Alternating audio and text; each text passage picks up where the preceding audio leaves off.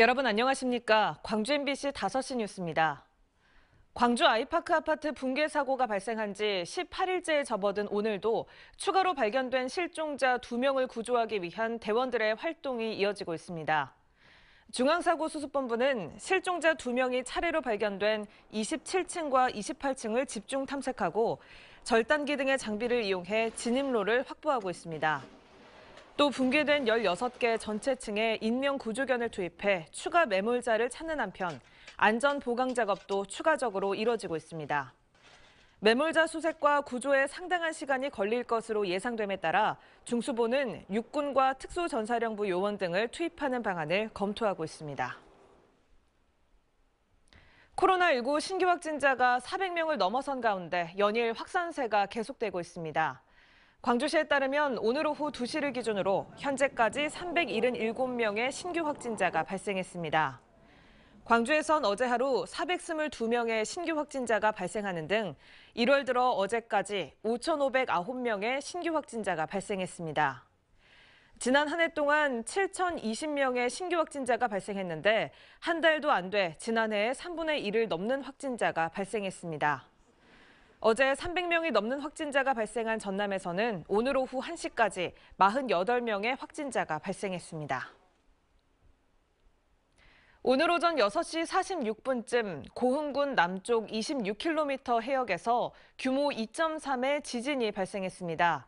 진원의 깊이는 9km로 분석됐습니다. 기상청은 지진으로 인한 피해는 없을 것으로 예상된다고 밝혔습니다.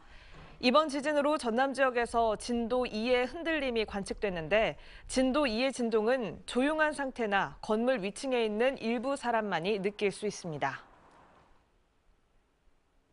민주당 김원희 의원 전 보좌관의 탈당 처리와 관련한 해명이 논란을 키우고 있습니다. 민주당 목포지역위원회는 성범죄 사실이 드러난 뒤 스스로 탈당계를 내고 당적을 내놓은 전 보좌관에 대해 탈당계가 수리된 건 맞지만 사실상 제명으로 해석해야 하고 당내 처벌 역시 사실상 이뤄졌다고 밝히고 있습니다. 그러나 애당초 민주당 목포지역위원회가 제명 등 징계 절차의 요건인 징계 청원을 하지 않은 데다 전남도당의 윤리심판원 역시 개최되지 않았던 것으로 확인되면서 거짓 해명이라는 지적이 나오고 있습니다. 올해 설 명절을 앞두고 지난해보다 시중에 돈이 조금 더 많이 풀린 것으로 나타났습니다. 한국은행 지역본부는 이번 설 전 열흘 동안 금융기관에 공급된 화폐 순 발행액이 5,760억여 원으로 작년보다 5.9% 늘었다고 밝혔습니다. 광주 전남의 설 전 화폐 순 발행액은 2년 연속 줄다가 올해 다시 증가세로 반전했습니다. 화폐 순 발행액은 발행액에서 환수액을 뺀 것으로 올해는 작년보다 연휴 일수가 하루 더 많아 그만큼 돈이 회수되지 못했기 때문으로 분석됐습니다. 전라남도가 18세부터 39세 이하 청년 취업자에게 거주비로 월 10만 원씩 1년 동안 최대 120만 원을 지원합니다. 청년 주거비는 다음 달부터 모집 공고와 신청을 거쳐 500명에게 3월부터 지급할 예정입니다.